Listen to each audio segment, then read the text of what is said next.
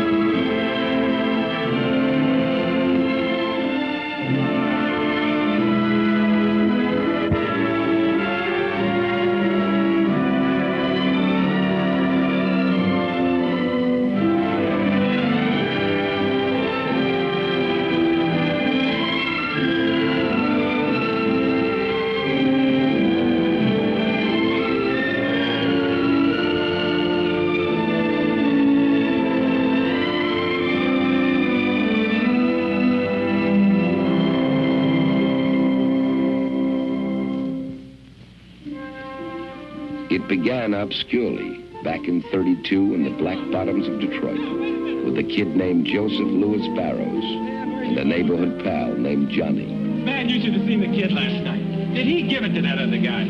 Bam! Wham! And he knocked him down. And the other guy was out. Wait, Joe, let me show you how he did it. He came out up on his toes like this and flicked him with the left. And then he threw a right and then a hook. And the other guy threw a right cross and missed the kid, and the kid hardly moves off stride. Just like you didn't lose your balance when I shoved you then. You got a good sense of balance. Ain't nobody can knock you off your feet. Man, you're too big. Wait a minute, Joe. I want to show you a picture of the kid. Just a skinny old boy, not a big boy like you. You could be a better fighter than him. You could even earn more money. And I know a guy that could teach you in hardly no time at all. And for only 50 cents a lesson. 50 cents. I ain't got no 50 cents. You mean Professor Watkins teaches you for nothing? Mama give me the money for him. Your ma wouldn't want to do nothing dishonest, would she? She wouldn't want the professor to get money he didn't earn, now would she? Trying to teach me? He earns it. Suppose you don't show up. He can't earn it then, can he? I'll show up. I'm going there now. Now hold up, Joseph. Ain't no reason you gotta go just because you started out. We can get derailed somewhere. No, my mom would be to death. Well, I guess a boy big as you that's scared of his ma be scared to get hit by a man, all right. I ain't scared of nobody. Well, come on then. Let me introduce you to the man. Come here, boy. Heard you want to be a fighter, huh? Yes, sir. Yeah. It's a tough game, you know. Think you can take it? I'm try. Let me see your hand. Let me see the other one. Look pretty strong. Go in the back and put some stuff on it and see how you look on the floor. Put that fill over there, will you?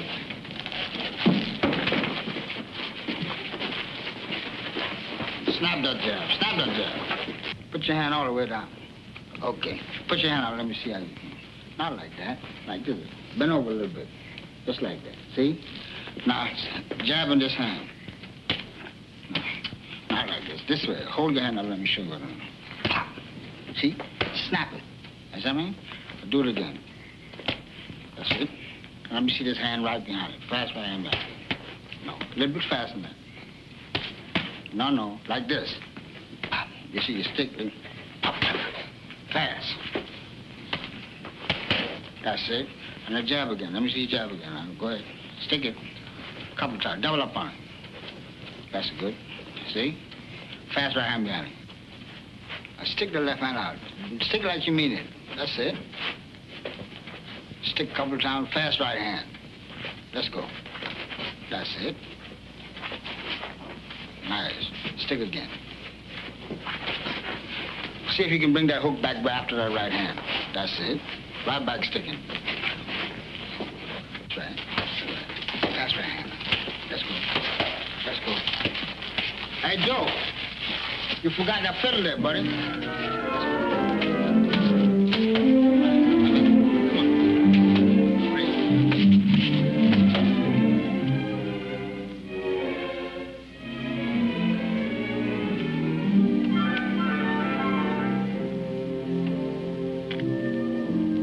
No reason they all gotta hit me.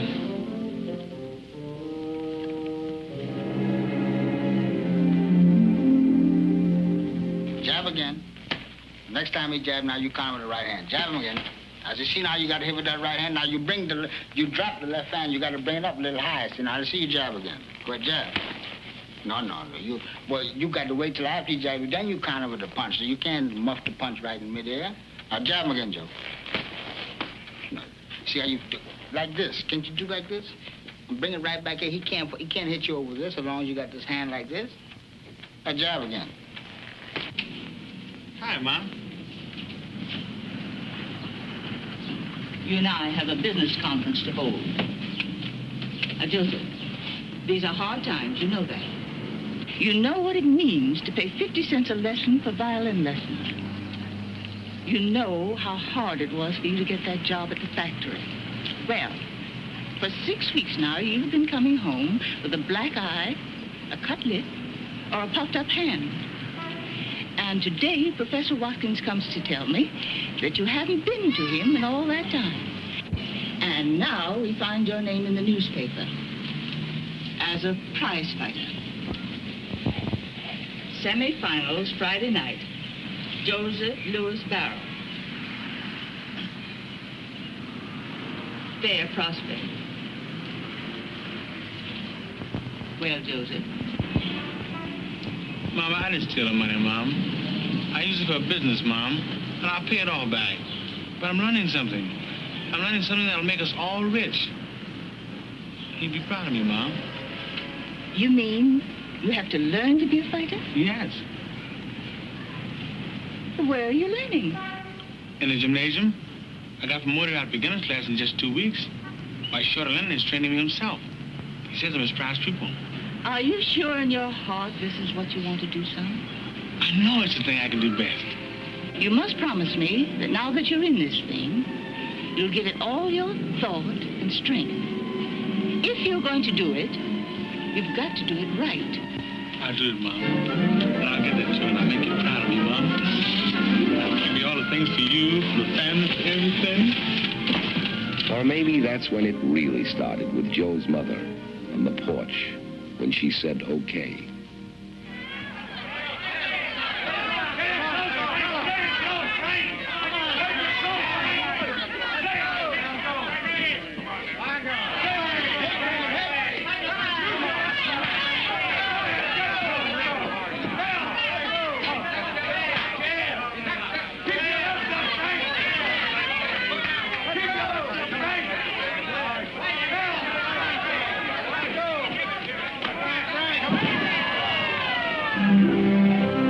Anyway, Joe won the Detroit Free Press Golden Gloves 175-pound class. They gave him a trophy and sent him along to Chicago for the Tribune's glove finals. He was carrying a cardboard suitcase, one change of clothes, and the family Bible.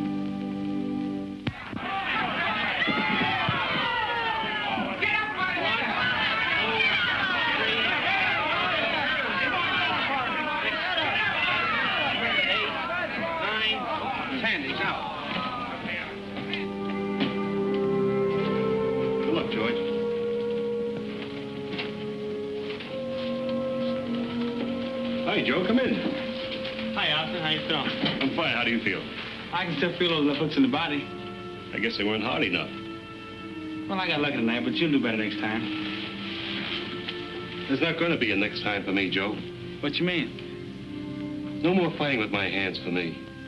I'm going into a different kind of fight game. I take my state bar exam next month.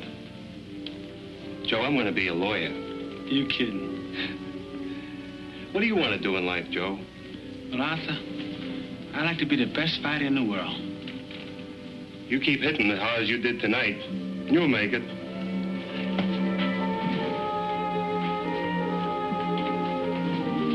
Hey, Arthur, when you pass this law stuff and become a lawyer, I'd like you to be my lawyer. All right, Joe. I'll consider myself retained. Thank you.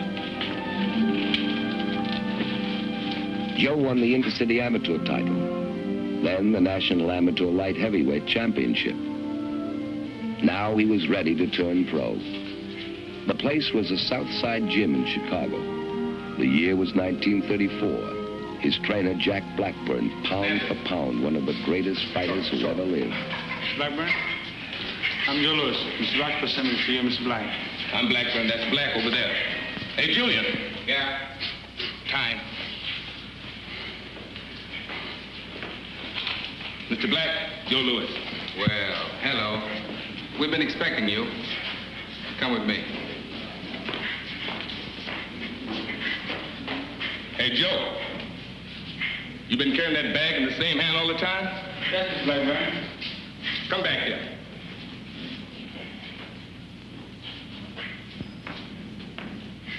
Move it to the other hand. A bag can pull you off balance. Use two hands. Let the bag work for both hands. The bag is something heavy enough to exercise you. Yes, sir. And if you're smart, you'll do what he tells you.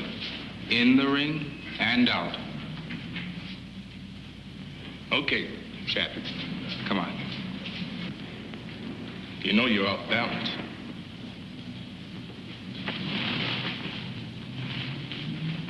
Keep that right foot back of the left. All the time. See? If I can't push you off balance, it's harder to knock you off balance. Remember that. Balance. The secret of a great fighter. Balance. Yes, sir. Balance.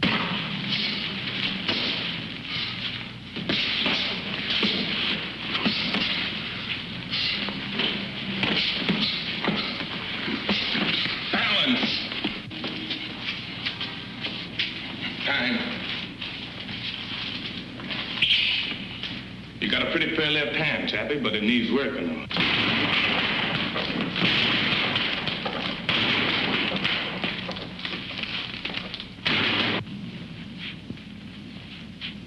Now you try. In.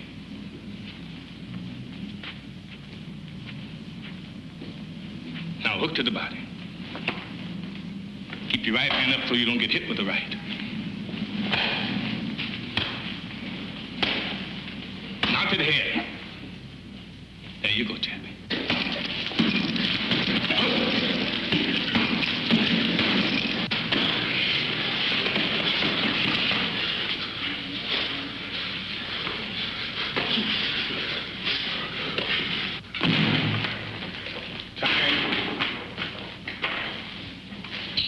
Got a pretty good left hand, Chappie. Not good as Joe Gans, but pretty good for you.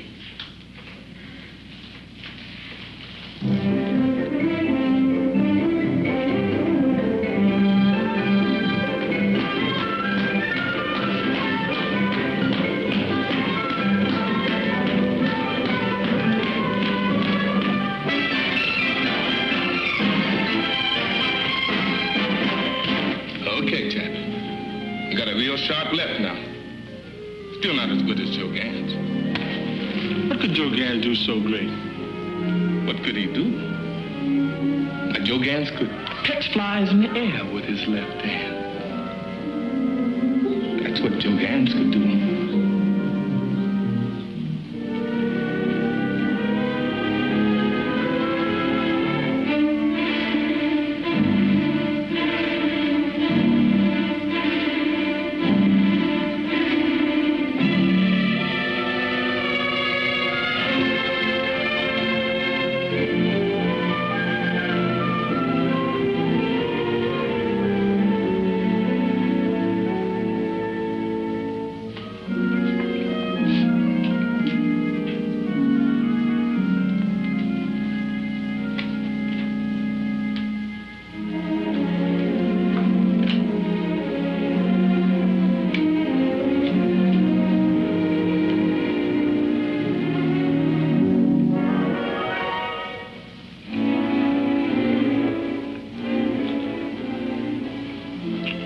What was that man's name again?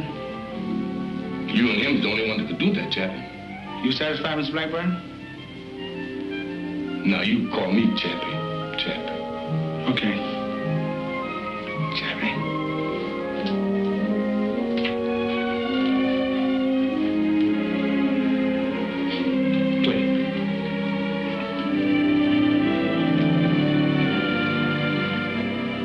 Joe came home to Detroit 8 months and 16 KOs later. That night, 2 men from New York also came to Detroit, Jimmy Johnston and Mike Jacobs. They both wanted to sign Joe. They found him in the Frog Club, and so did I. Hello, Mr. Jacobs. Captain again, glad to see you. Joe Louis. Is he going with you or Johnson in the garden? That's what I came to find out. Come on over to my table. We'll get the answer together.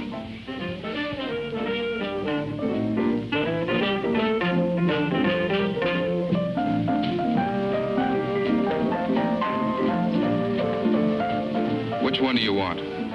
Jacobs or Johnston?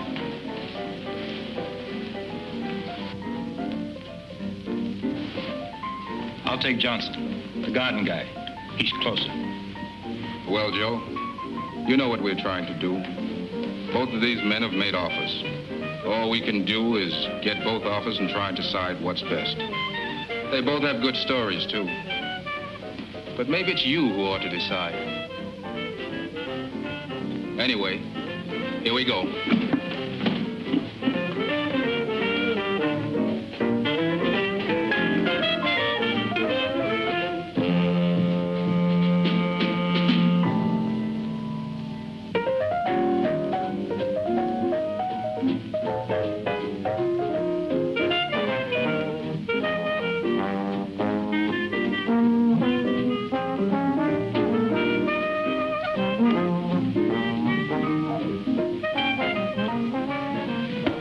Johnson says he'll open Madison Square Garden to us, but he makes a condition.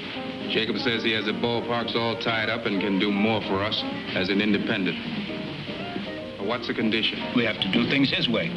He'll make the matches for Joe. The matches he sees fit to make. Does that mean handcuffs? I don't think so.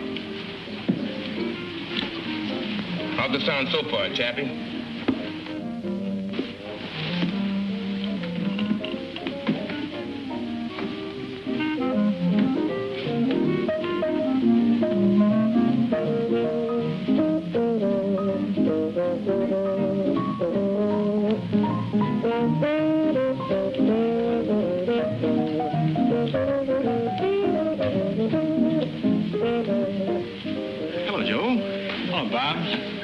Say, that was a real nice fight tonight. Thank you, Bob. We got lucky. You join me? No, thanks. We're leaving right away. Joe, this is my cousin, Marva Trotter. Marva, this is the Joe Louis. I'm happy to meet you, Mr. Lewis. We've heard such wonderful things about you. Thank you. Are you the Detroit girl? No. I live in Chicago. I'm just here for a visit. Where about in Chicago? I'm in the book.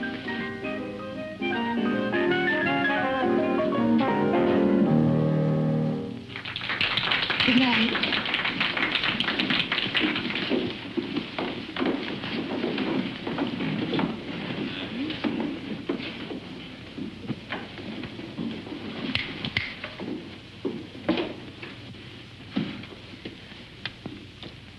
Johnson says he'll make us $1 million.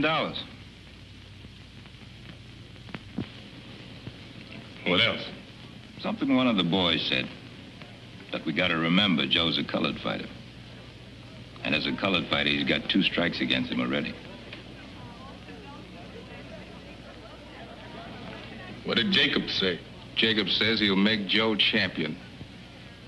Can he do it without the garden? I don't know.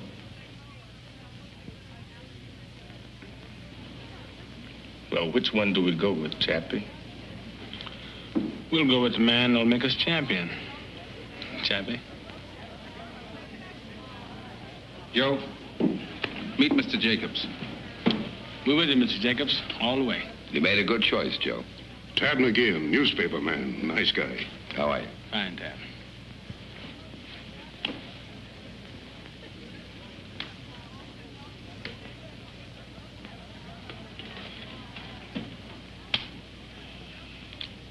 know something, Chappie? We're gonna have a lot of fun with that third strike. Joe was already a drawing card. They got him 5 fights in 25 days. Then sent him on to New York for his first big-time fight with Primo Canara. We all came down to cover him at Penn Station and went along when he delivered a letter from Mayor Kelly of Chicago to Mayor LaGuardia. It was a big day for Joe, but not so big he forgot a girl back in Chicago. Yes, can you make this out? Well, I think so. Miss Margaret Trotter, 5220 Concord Street, Chicago, Illinois. Arrived New York to fight Carnera next week. Going to gym to work out. Have to box 6 rounds today. No road work tomorrow. Raining. Miss you, Joe. May I have your last name and your address for reference, please? Joe Louis, Pompton Lakes, New Jersey. Oh, yes, of course. Joe found out what they meant by the saying, the bigger they are, the harder they fall. Primo was big and he was game, but Joe got to him by the 6th and it was all over.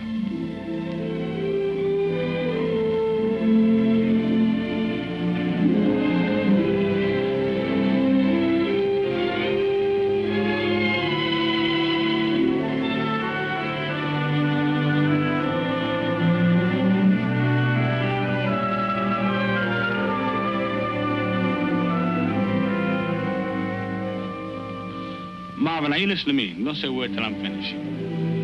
Now, we've been going together now for quite a bit. And it's about time you know how I feel about you.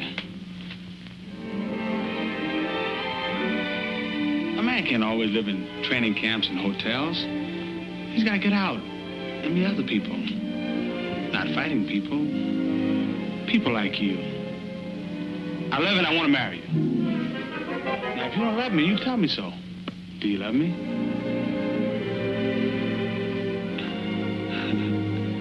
I can only say it like that.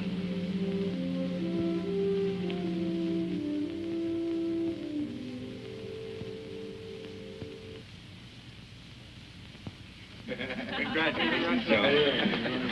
Congratulations. Yes. You're going to be very happy. Long and happy life.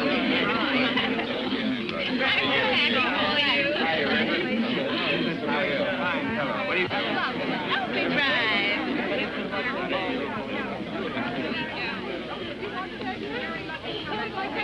I know. You're leaving to fight Max Baer.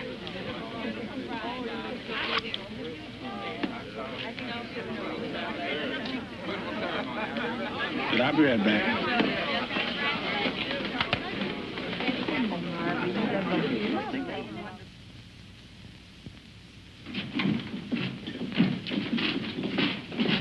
Mr. Black, what did he weigh? 196. Hey, Joe, did you read where Dempsey will be in Bear's Corner? Mm-hmm. Well, will Dempsey being in Bear's Corner bother you? Can Dempsey hit me from there? No. Then he won't bother me.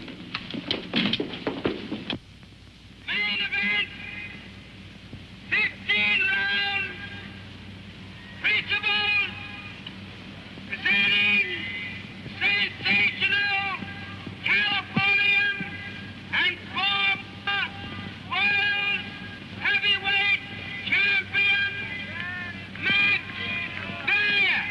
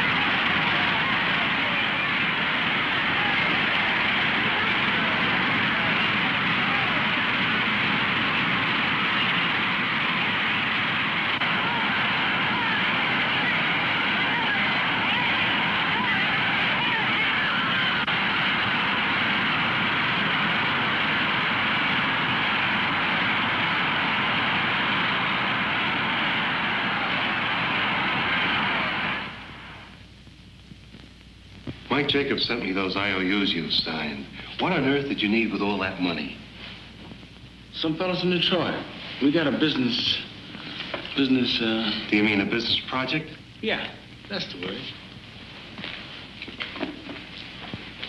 Several million people live in Detroit. Sometimes I think every one of them has borrowed money from you, Joe. I told you. It's a business project.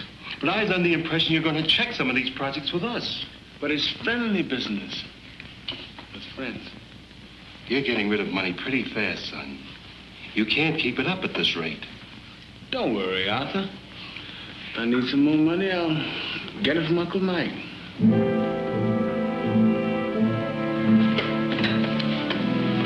Maybe Joe was feeling too good by now, too cocky. 26 starts and 26 wins. Maybe you couldn't blame him, a boy who'd wrapped oranges for $1 a day. Hi, Tad. Hi, Joe. Hi, Chappie. Be with you in a minute. No worry. Where you going? I'm going with Mr. McGinn to play golf. If you don't watch out, that old son's gonna boil the strength right out of you. You're losing weight too fast now. I like golf. Come on, Tad. We can call the game off if it's bad for him, Chappie. Come on, Tad.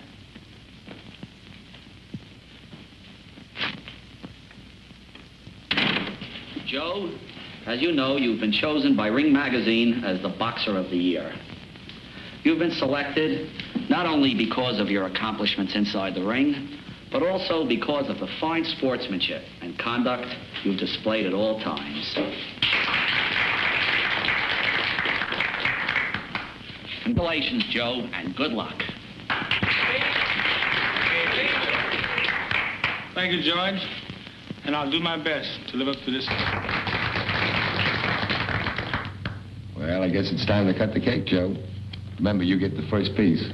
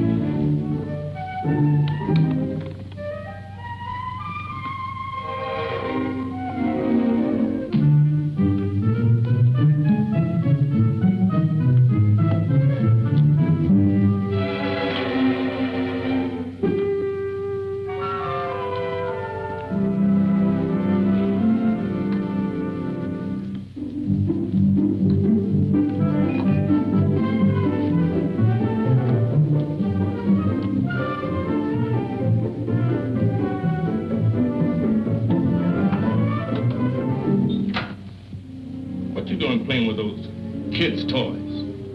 What's it look like?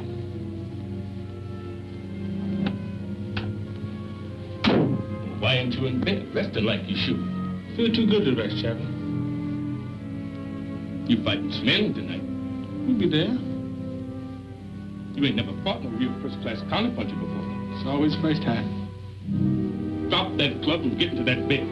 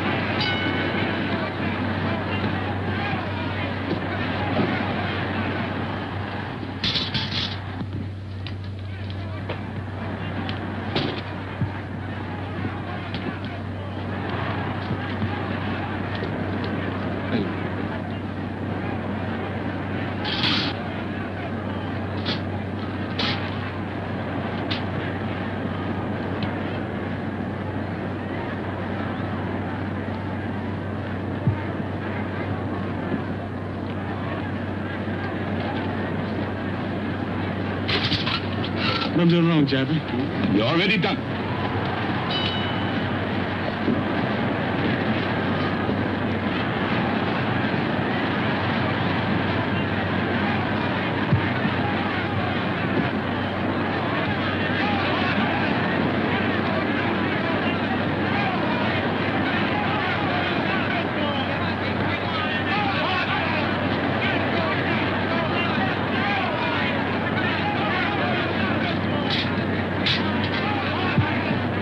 Chappie.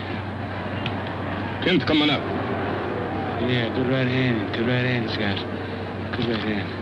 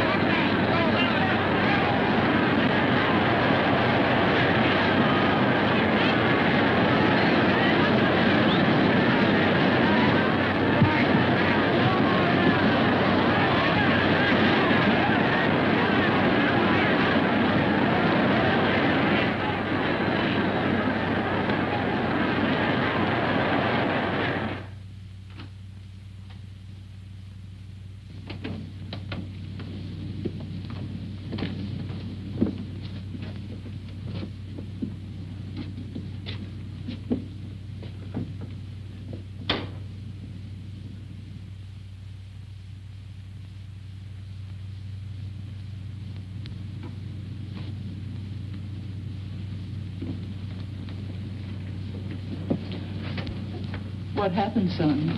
He beat me, Mom. Did you do your best? I didn't do my best before the fight.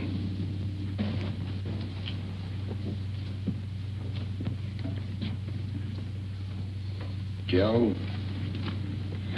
that punch he hit you with in the fifth, the foul, was that the big punch? He beat me fair.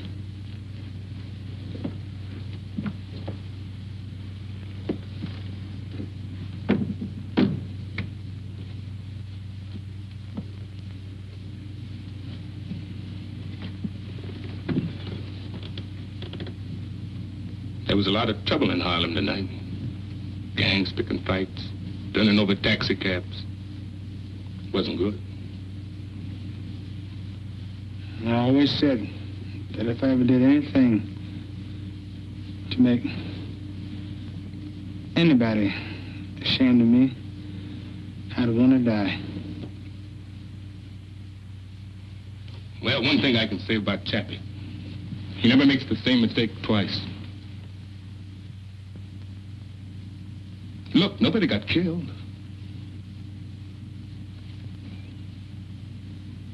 We just got set back a little, that's all. What we got to do now is start afresh. Make up for that time we just lost. So you all got set back a little. Now you got to make up for lost time. Lost time. You don't know the meaning of the word. Look at him. Nobody got killed, you say. How do you know? Were you in the ring? Was it your face on the floor? Joe was my husband. He belongs to me. He's not going to end up like everybody else. Cut and bruised. Mom. Just a few more easy fights, that's what you said. An old fighter like Schmeling. Joe, can't you see what's happening? Honey, I've got to make it good to the people that counted on me. Counted on you? Counted on the money they make on you. What about me? What about us? Who's counting on that? Where do we stand? What about our future, Joe? This isn't the time to talk about that. What better time than now? Look at yourself. What'll these people mean to you when all this is over? And what'll you mean to them? Why don't you leave him alone? Better still, why don't you leave us alone? How much of him do you want? Joe, we're losing something. Whatever it was we had, we're losing it. I don't know if we ever had. It isn't just a spite. It's us. Please, dear, take me home. And now for the headlines in sports. Max Schmeling, the former heavyweight champion, arrived here late this afternoon on the Zeppelin Hindenburg. The German boxer who knocked out Joe Louis last June informed reporters that German track and field stars in the recent Olympics all told him that they had been inspired to greater efforts by his victory over Louis. Schmeling said, quote, "The Fuhrer's heartiest best wishes accompany me to America," unquote. The former champion also said that I offered Schmeling $300,000 for a return fight, and he refused it. Of course, he'll only fight Braddock for the championship. So let him. You don't have to fight me afterwards. But the thing is, Joe, we don't believe that he'll hold still long enough for another shot. He's got to. It's only fair. Joe, it's not a question of being fair. Schmeling can't take a chance on losing to you. Hitler couldn't go for that. If he wins the championship, they'll never stop yelling about Aryan supremacy. They'll freeze that title so cold, nobody will get a crack at it. Unless some bum of their own.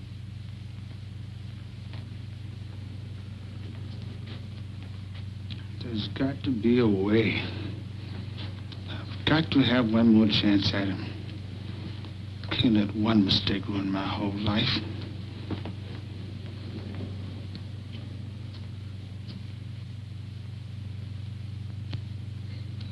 I won't let my people down. You hear what he said? Calm down, Chappie. There's got to be a way. There is. I'll call my lawyers, and then we'll talk with Jimmy Braddock.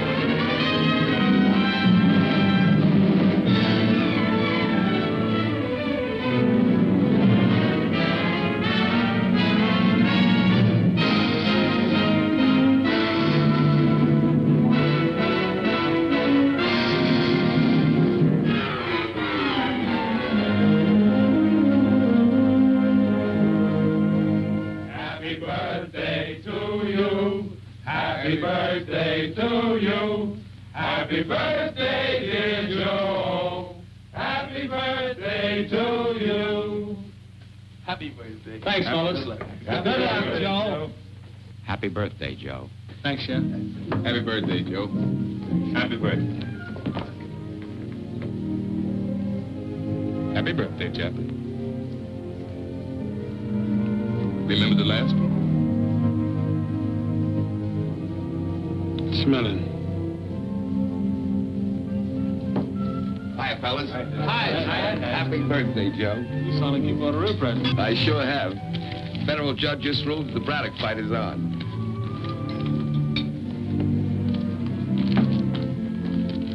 Dig right in, Chappie. Every trainer don't start until tomorrow.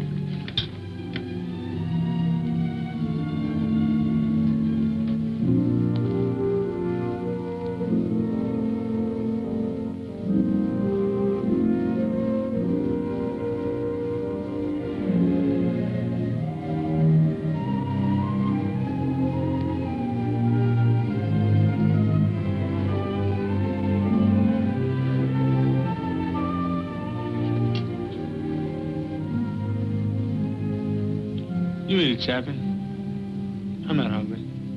Yeah, what did I tell you? That Chappie don't make the same mistake twice. This was it for Joe. He'd come a long way for a 23-year-old. A crack at the champ. 50,000 fans turned out to pack Comiskey Park. Braddock was a popular champion. It was the first heavyweight title match in Chicago since Tunney and Dempsey had fought it out 10 years earlier.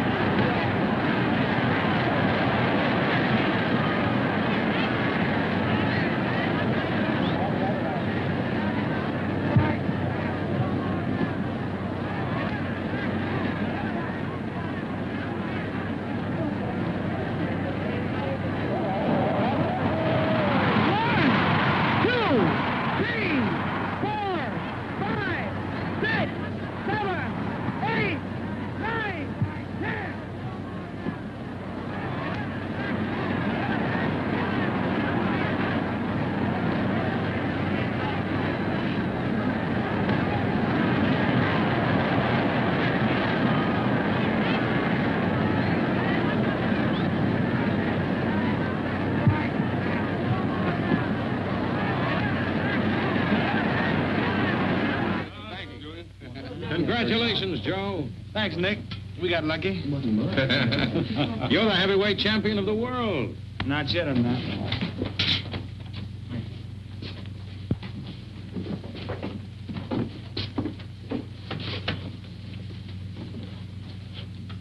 What'd you mean?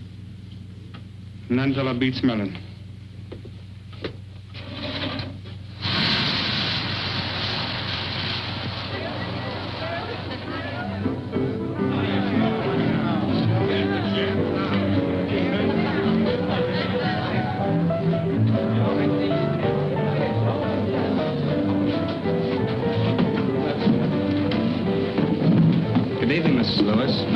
How you doing, Champ? How are you? Good. Show will be on in a minute. Thank you.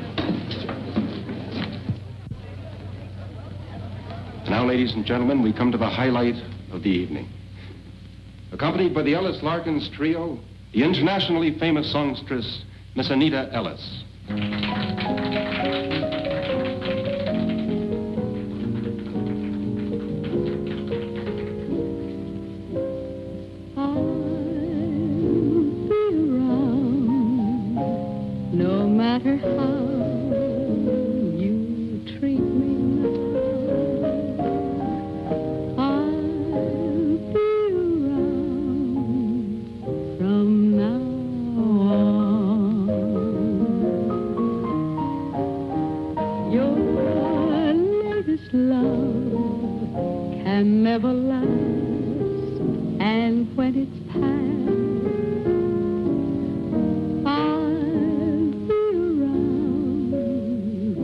She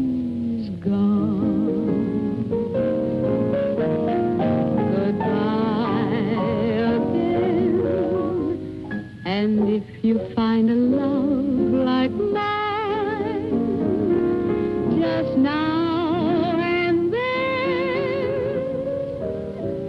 Drop a line to say you're feeling fine. And when things go wrong, perhaps you'll see you're meant for me.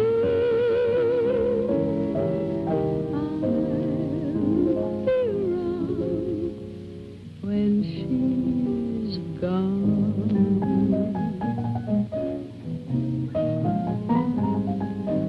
Goodbye again. And if you find a love like mine, just now and then, drop a line to say you're feeling fine. When things go wrong, perhaps you'll see you're meant for me.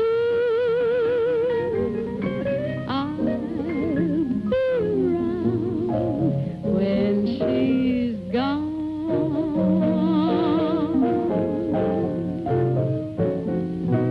I'll be around when she's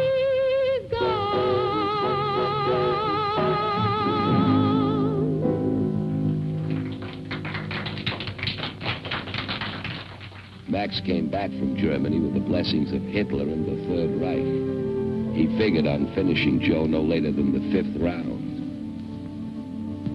And so that's what's got me worried. And that's why I want to hire Manny Seaman to help me with him. Trouble is, I'm like a school teacher with Joe. I'm always after him. I need somebody to shoot him down. This time, Chappie don't need no discipline. Okay. Let's have a talk with Seaman. Ask him in.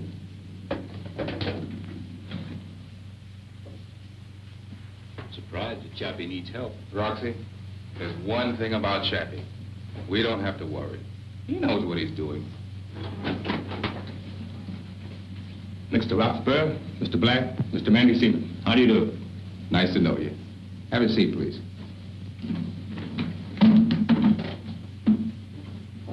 Chappie here seems to think you can be of some help to us with Joe.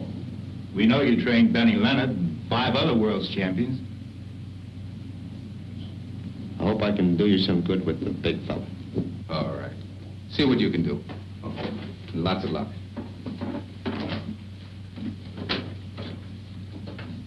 To tell you the truth, Manny, I've been having one of my bad spells lately, and I sometimes don't feel up to working right.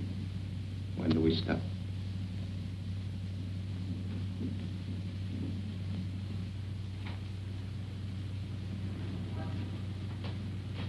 I don't know if I told you I got a box.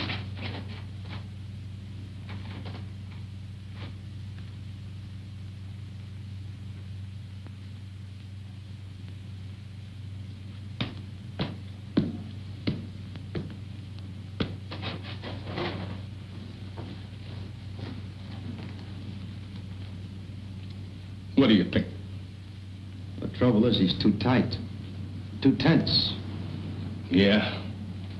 If he keeps going like this, he's going to sweat himself out and leave the real fight here in the gym. He's pressing too hard. He's too anxious. Manny, I wish there was some way we could loosen him up, relax him. But when a boy's young, it's hard for him to relax before a big fight. I remember my first fight with old Sam Langford. I was training hard. Sam Langford. Maybe that's our answer. Old Sam. There you go, Manny.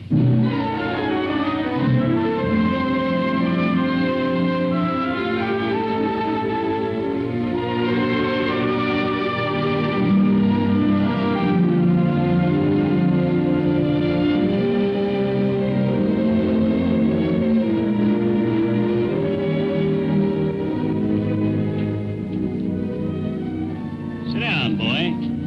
Gonna tell you a story. Who are you? How'd you get in here? I'm just an old fighter. Nobody but reporters allowed in this camp. How'd you get in? Old Jack Blackburn brought me in. Oh, well. got things to do. So long. I said sit down, boy. You don't sit down, I'll have to get up. And if I get up, I'll have to go lick that old Jack Blackburn again. You lick Chappie? That's something I gotta see. I can lick him all right. Licked him 4 times. Sit down, son. Nobody ever licked Chappie 4 times. You wait till I tell him what you said. Oh, nobody have to tell him. He's right there now, listening.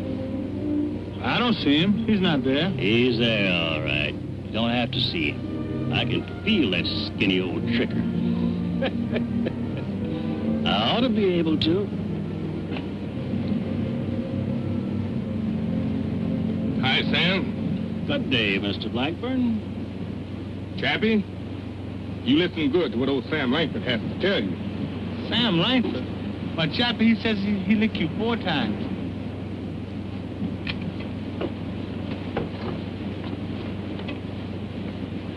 Sam, you know you never licked me. 4 times you tried it, and 4 times it was a draw. Now, 3 of those times You know I licked you, Chappie, 4 times. Don't go lying to this young boy, Chappie. Sam, you know you never really licked me. No? You want me to get up and lick you again? I say good day to you. There you go, Chappie.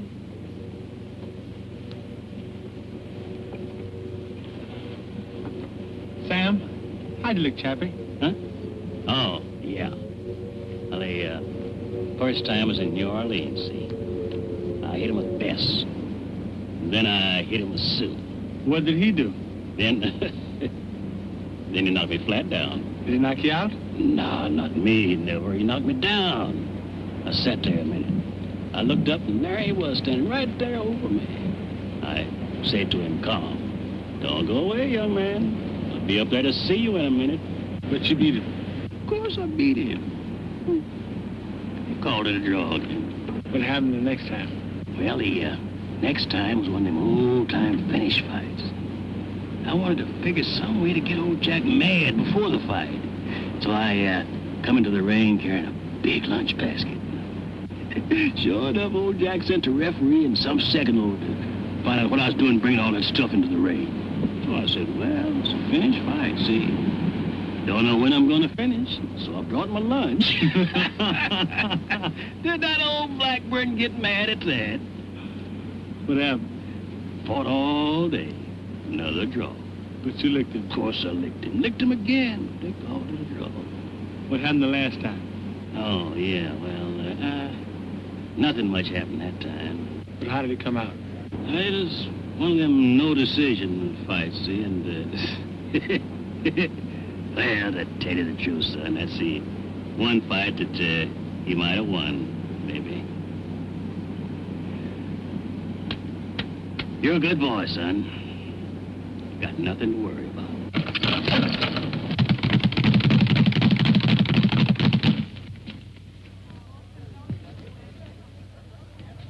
He Leonard had a left. It was sharp. It was hard. Go right to the mark. Chappie could tell you. That boy could hit with that right. Hi, fellas.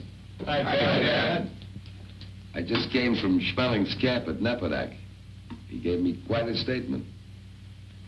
Sit down, Terry. Have some coffee. Yes, I had a very interesting conversation with him. Yeah? Tell you what he said. He said, having beaten you once, you'll have an inferiority complex that you'll never be able to shake off. You gonna see him again? Yeah, I'll be seeing him.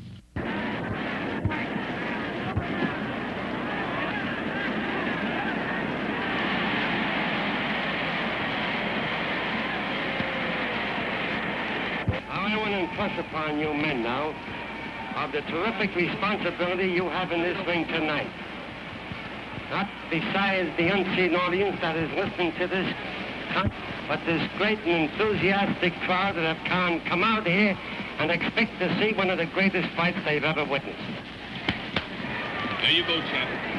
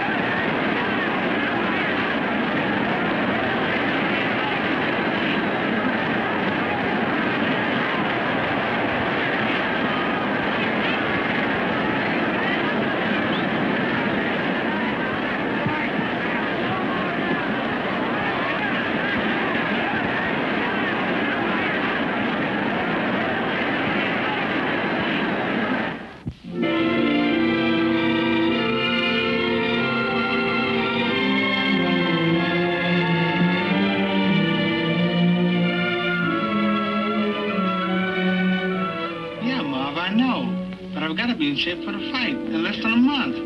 I can't come home now, honey. But it won't be long, I promise you. Well, why can't I come up to the training camp with you? No, honey, Chappie wouldn't stand for that.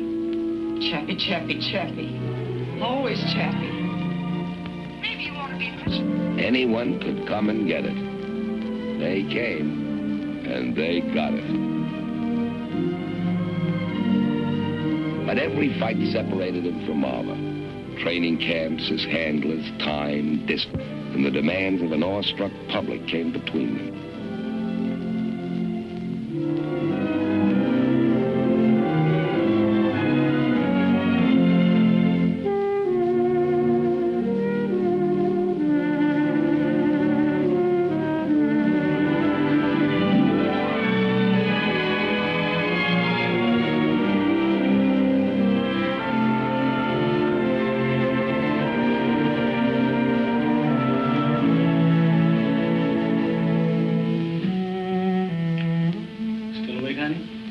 Since 4 hours ago, when you were coming back to take me to dinner. I'm sorry, honey. I couldn't help it. Seems like no matter what I want to do, there's always something I've got to do. Joe, how long can we go on like this? It won't be long, honey. We'll be together, and we'll have so much money, we'll be set for life.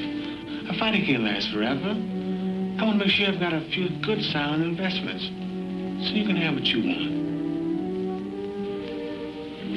It's you I want, Joe. None of the other things mean anything without you. I'm afraid of what's happening to us. Joe, we had plenty of time to think. Nights like tonight, days when you're gone. I know what it takes to do what you're doing. It's not easy, and I'm proud of you. But I want to be with you. Miss you so much at times. Getting to feel it's a kind of weakness to want you.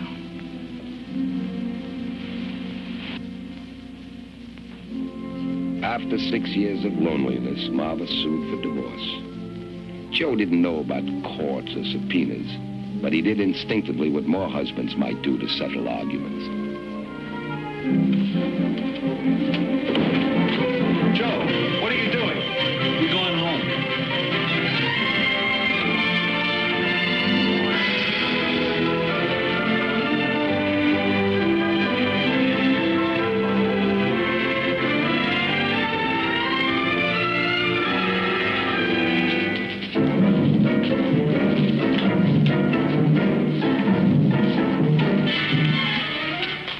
Manny.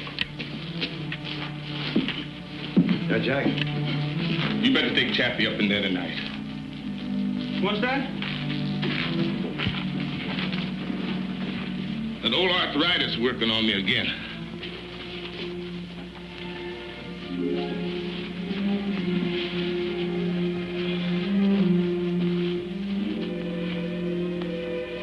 You go along with Manny, son.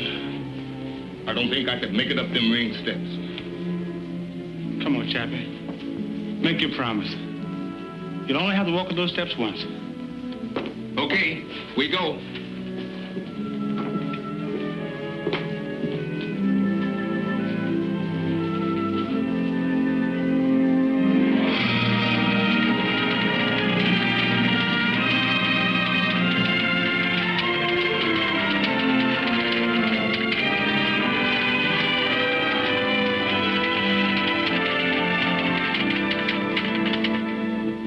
Doesn't seem real without Chappie, does it?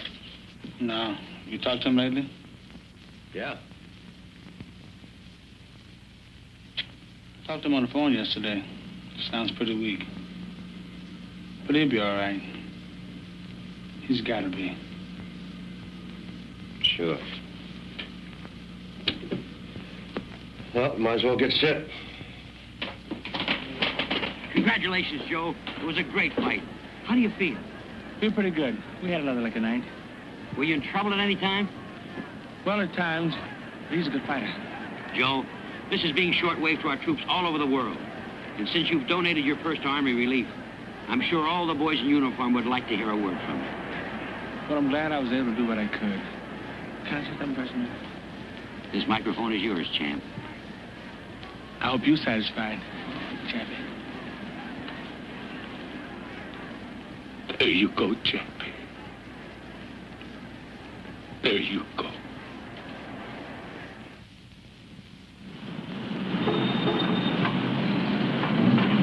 In '42, Joe left Uncle Mike and signed with Uncle Sam for $21 a month. And he made a new kind of appearance at Madison Square Garden. It was a Navy relief show, a night of stars with celebrities from Broadway and Hollywood. Walter Winchell called Joe up from the audience and presented him to the people. I guess none of us will ever forget the short, simple speech he made. I'm only doing what any red-blooded American would do. We are going to do our part, and we will win. Because we're on God's side.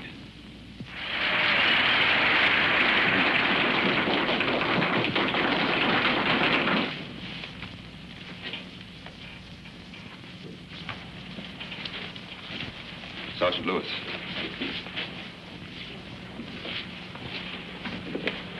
Joe, I've got bad news. Just got a call from Chicago. Jack Blackman's dead.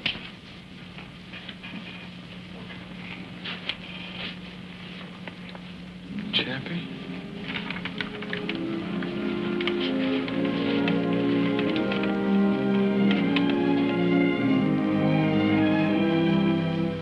In the next 3 years, Joe traveled more than 50,000 miles doing morale work, talking to other GIs, fighting and refereeing for them and putting on exhibitions.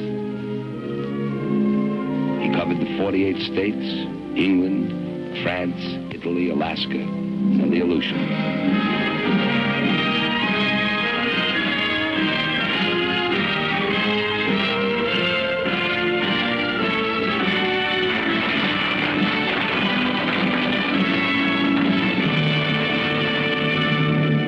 Then, like several million other men, he came home to stay. And to see his daughter, Jackie, already grown into a little lady.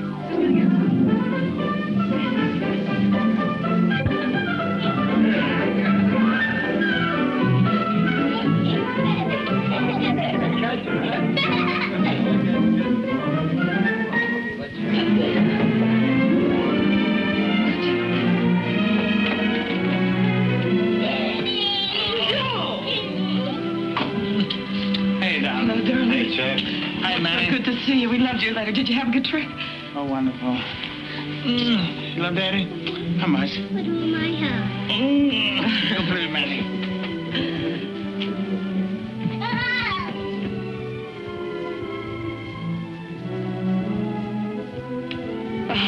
Oh, darling. It's been so long. Let me look at you. Let him home, darling. Everything will be fine. I know it's going to be all right. No more fights. No more separations. Just you and me and Jackie. Yeah, darling, just like you say.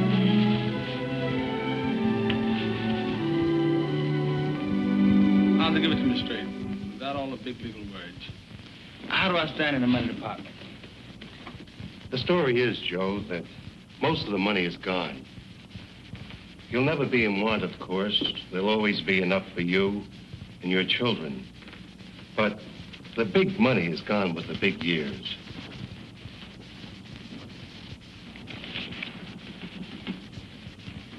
You mean I'm broke? Not in the true sense of the word, Joe. But for you, the way you're used to living and spending money and giving it away, that day is over. You've got to settle down and realize... We've been through all that before. Tell me about this tax money I owe.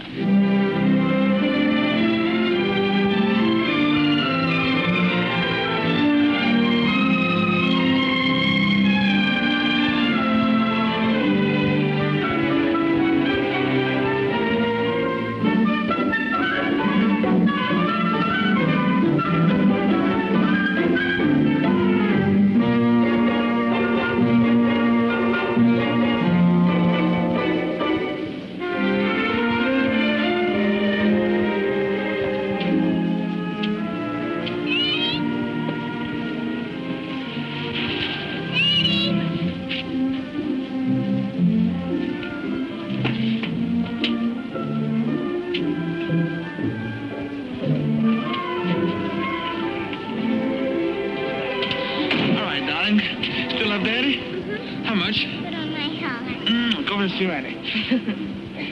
We thought we'd surprise you and drive down today so you can ride back tomorrow with us for Jackie's birthday party. Honey, I intended to call you about that. You see, I haven't much time before the fight. You wouldn't dare disappoint Jack. But, honey, if I don't get in shape, I'll disappoint a lot of people. Joe, what if we sold everything? Could we meet the tax then? Would you cancel your fight? No. Then we'd have nothing left. We'd have each other. We got that now. Have we? Joe, I don't understand you anymore.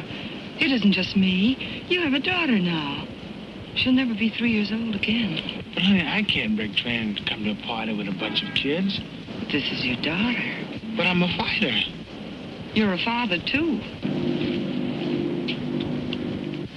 Well, let's go, Joe.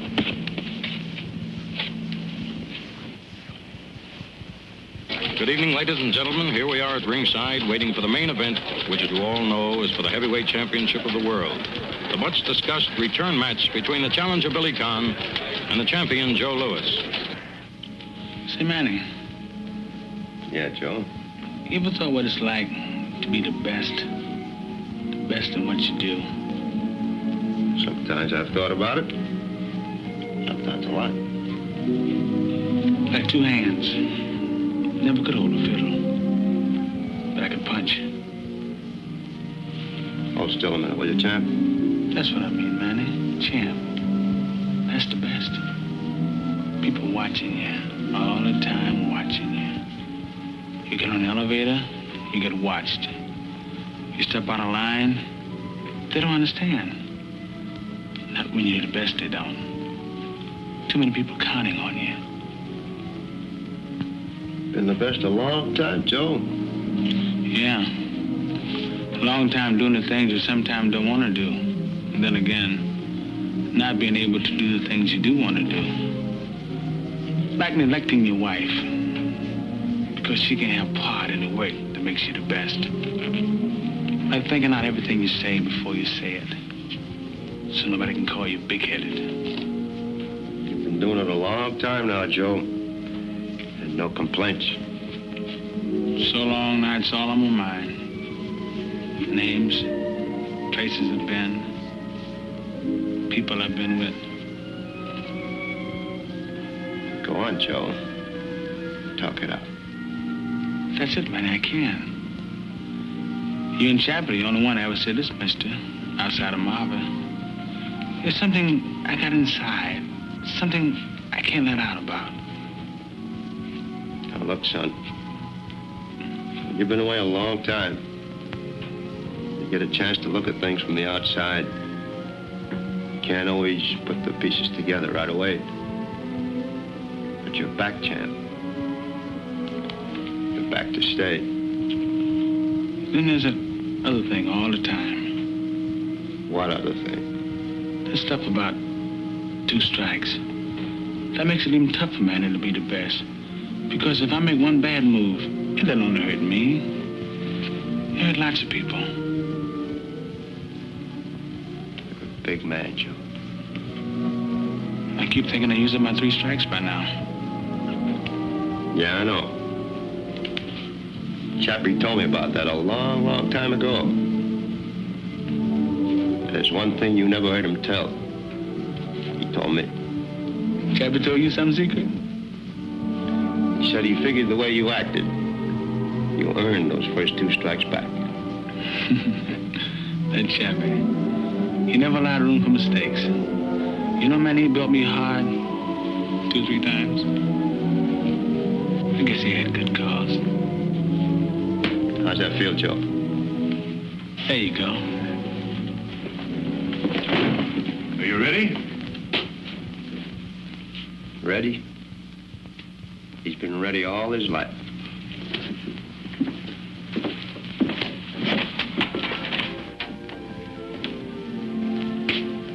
Hi, Mom.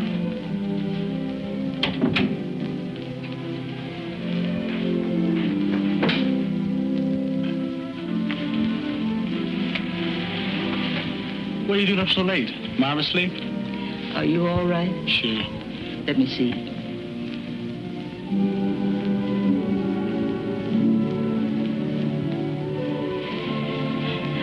heard it over the radio. The way it sounded, I thought you were hurt. Billy wasn't fooling. Sure you're all right? Sure, darling. Stop worrying. Go to bed. Good night, darling. Joe. Yeah, Ma?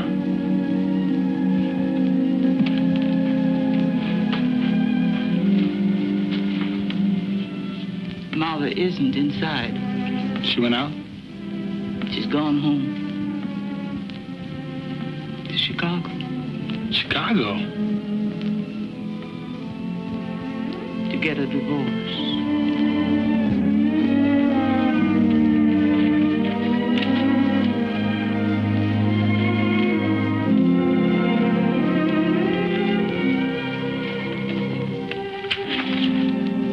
Well, it's all settled unless you have some objections.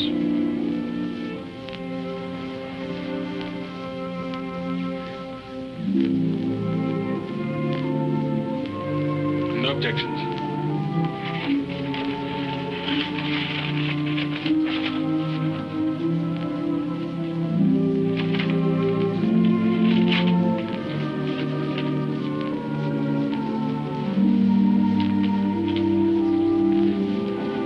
To pay off his debts, Joe fought exhibitions from coast to coast through Central and South America for the next 2.5 years. Finally, he made the announcement all his friends had been waiting to hear. Boys, I got news for you. You listen too, Arthur. I promised my mother tonight, win, lose, or draw. After tonight, this is my last fight. So as of now, I'm retired. Well, that is good. Get out of here.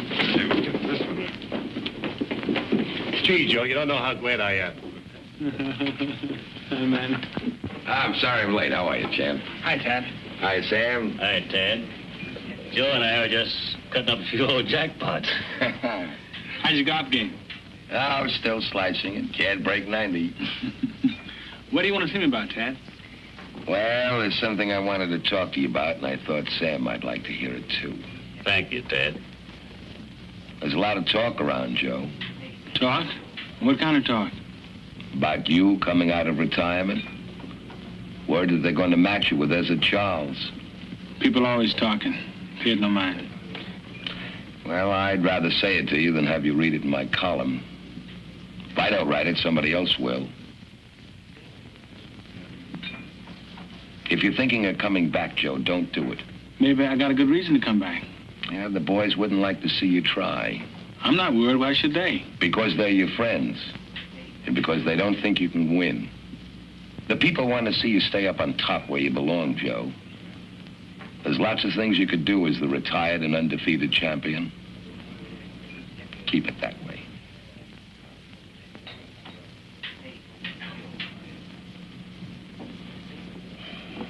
Okay. I said it. I'll have a cup of coffee, huh? You know what champions say to you now? But I'm a fighter, Sam. The only way I know how to make money is to fight. The man's giving you good advice. Better advice than most fighters get. Better advice than I ever got. You won't pay no mind. How do you know? I know you, son. Sam was right. Joe tried to come back. They matched him with Ezra Charles. It was Charles all the way. We sat at ringside watching the remembered precision of Joe's fists fail and go. And then it was October. Joe was to meet a 28-year-old from Brockton, Massachusetts, unbeaten in 37 fights. A kid named Rocky Marciano.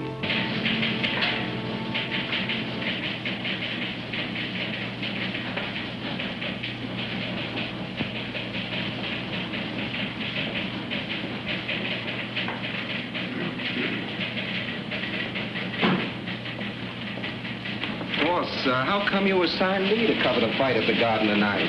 You haven't missed a Lewis fight in years. I don't feel so good. Virus? After all, it's only another heavyweight fight. And this kid couldn't last 2 rounds with Lewis in his prime. Joe's past his prime.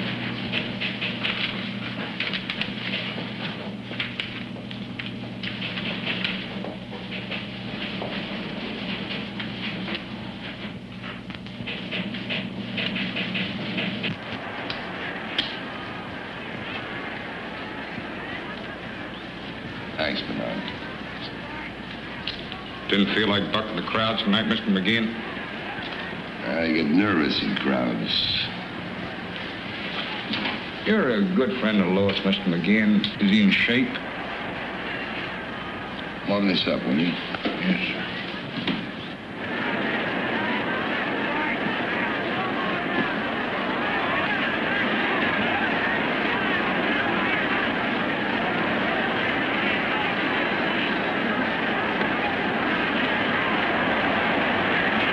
Lois moves around pretty good for a guy his age.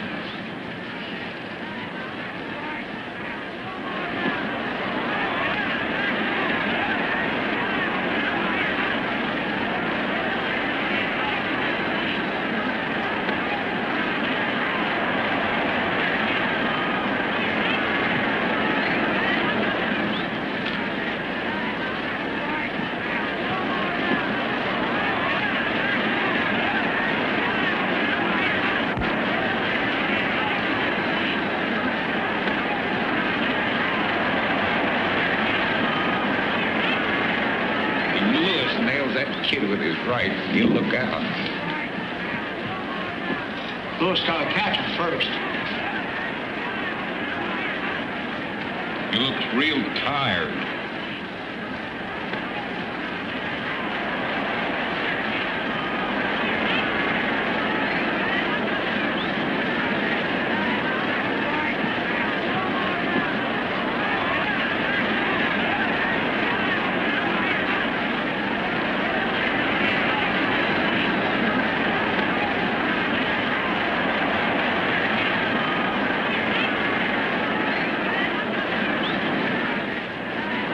Joe's down.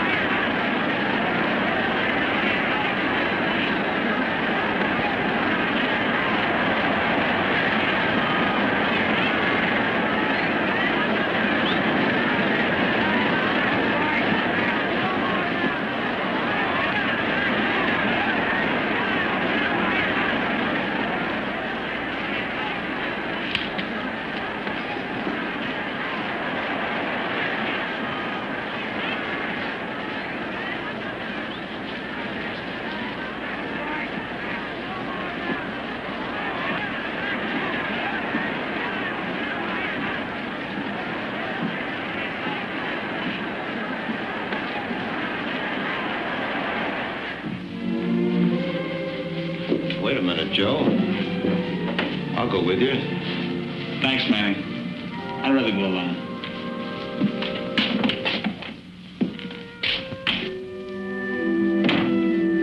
And so tonight I saw the last fight in the career of one of the greatest fighters of all time. There are none among us who will not write finish to the end of an era. Those of us who have come the full road with Joe Louis. From an open-faced cabin in an Alabama cotton patch. From the early days in Detroit.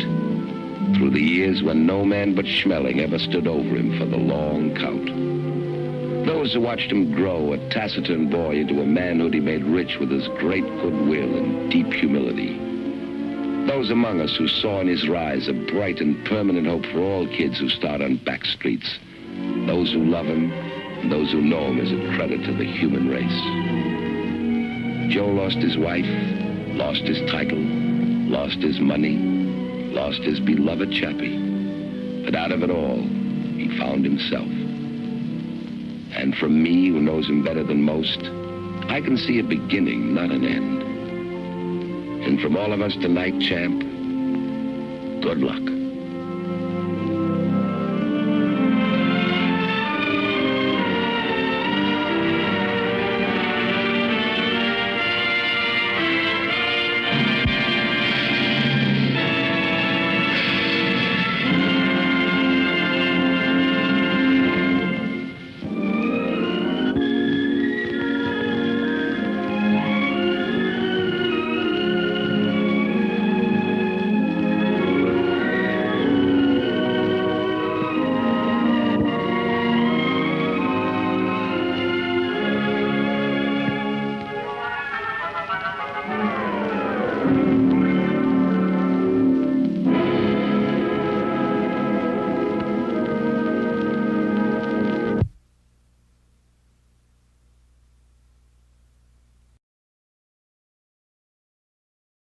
Watkins comes to tell me that you haven't been to him in all that time.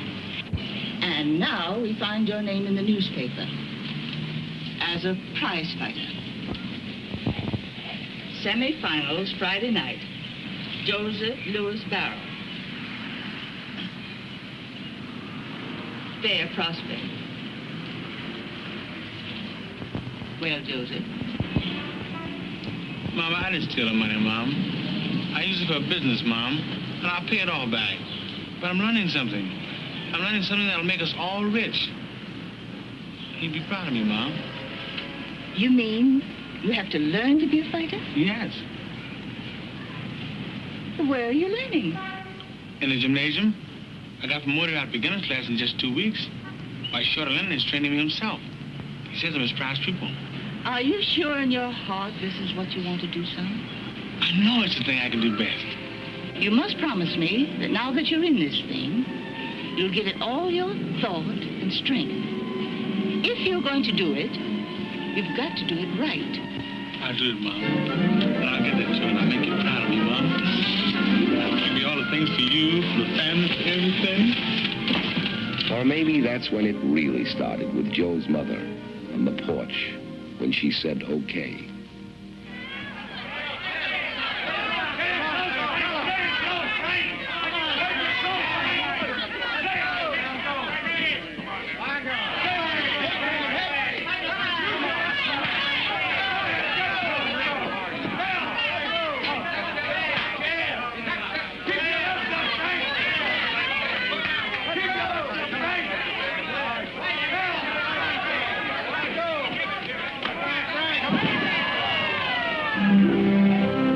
Anyway, Joe won the Detroit Free Press Golden Gloves 175-pound class.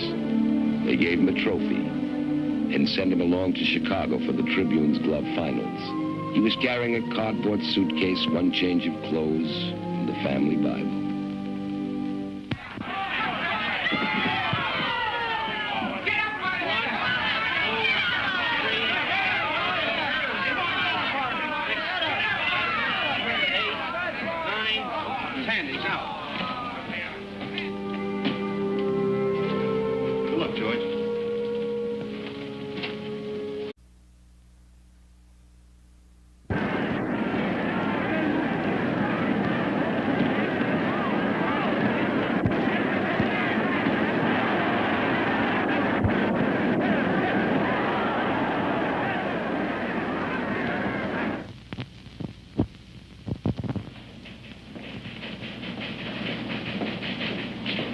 Ted, you missed the greatest fight of the year.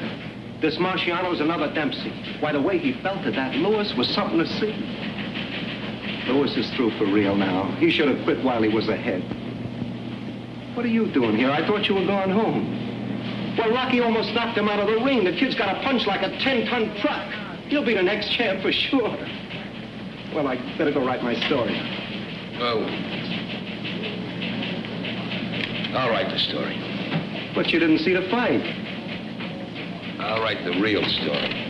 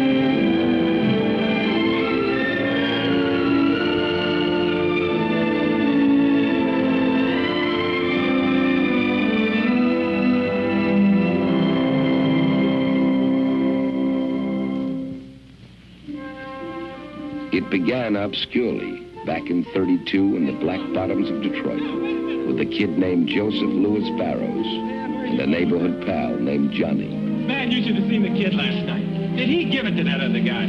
Bam! Wham! And he knocked him down. And the other guy was out. Wait, Joe, let me show you how he did it. He came out up on his toes like this and flicked him with the left. And then he threw a right and then a hook. And the other guy threw a right cross and missed the kid, and the kid hardly moves off stride. Just like you didn't lose your balance when I shoved you then. You got a good sense of balance. Ain't nobody can knock you off your feet. Man, you're too big. Wait a minute, Joe. I want to show you a picture of the kid. Just a skinny old boy, not a big boy like you. You could be a better fighter than him. You could even earn more money. And I know a guy that could teach you in hardly no time at all. And for only 50 cents a lesson. 50 cents. I ain't got no 50 cents. You mean Professor Watkins teaches you for nothing? Mama give me the money for him. Your ma wouldn't want to do nothing dishonest, would she? She wouldn't want the professor to get money he didn't earn, now would she? Trying to teach me? He earns it. Suppose you don't show up. He can't earn it then, can he? I'll show up. I'm going there now. Now hold up, Joseph. Ain't no reason you gotta go just 'cause you started out. We can get derailed somewhere. No, Mama will be to death. Well, I guess a boy big as you that's scared of his ma. Be scared to get hit by a man, all right. I ain't scared of nobody. Well, come on then. Let me introduce you to the man. Come here, boy. Heard you want to be a fighter, huh? Yes, sir. Yeah? It's a tough game, you know. You think you can take it? I'll try. Let me see your hand. Let me see the other one. Look pretty strong. Go on the back and put some stuff on it and let me see how you look on the floor. Put that fill over there, will you?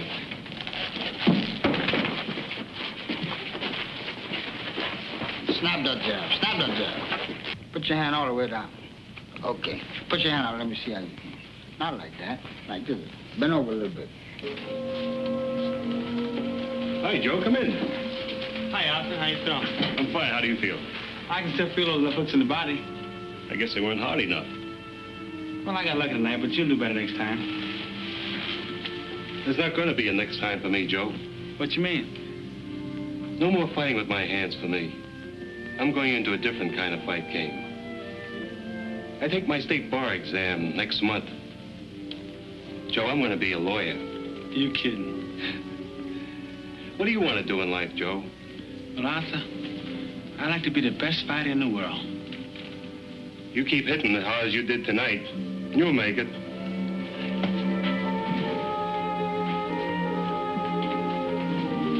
Hey, Arthur, when you pass this law stuff and become a lawyer, I'd like you to be my lawyer. All right, Joe. I'll consider myself retained. Thank you. Joe won the Intercity Amateur title, then the National Amateur Light Heavyweight Championship. Now he was ready to turn pro. The place was a Southside Gym in Chicago. The year was 1934. His trainer, Jack Blackburn, pound for pound, one of the greatest fighters who ever lived. Blackburn? I'm Joe Lewis. Mr. Rockford sent me to see you, Mr. Black. I'm Blackburn. That's Black over there. Hey, Julian. Yeah? Time. Mr. Black, Joe Lewis. Well, hello. We've been expecting you. Come with me. Hey, Joe. You been carrying that bag in the same hand all the time? Yes, Mr. Blackburn. Come back here.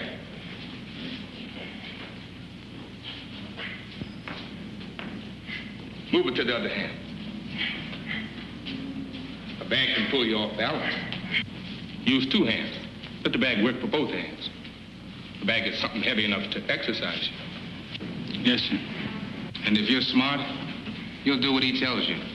In the ring and out. Okay, Chappie. Come on. You know you're off balance.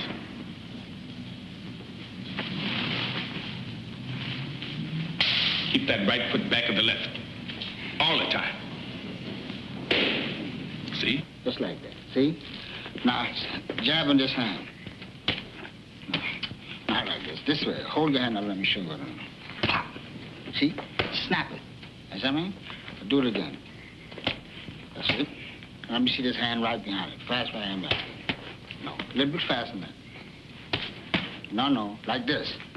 Pop. You see your stick? Pop. Fast. That's it. And then jab again. Let me see you jab again. Now, go ahead. Stick it. A couple times. Double up on it. That's good. See? Fast right hand behind it. Now stick the left hand out. Stick it like you mean it. That's it. Stick a couple of times. Fast right hand. Let's go. That's it. Nice. Stick again. See if you can bring that hook back after that right hand. That's it. Right back sticking. That's right. That's right hand. Let's go. Let's go. Hey, Joe. You forgot that fiddle there, buddy.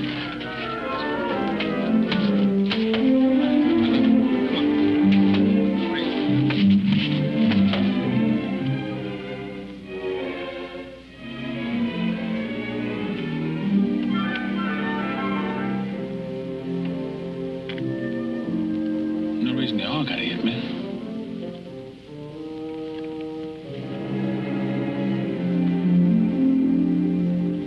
Jab again.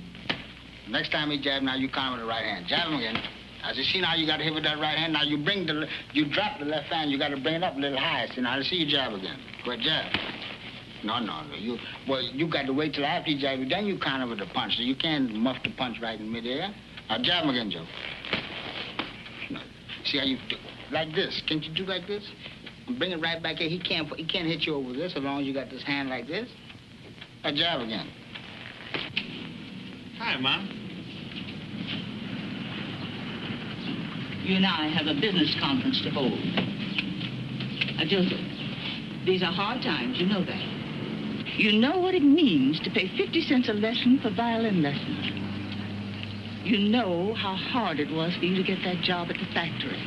Well, for 6 weeks now, you've been coming home with a black eye, a cut lip, or a puffed up hand. And today, Professor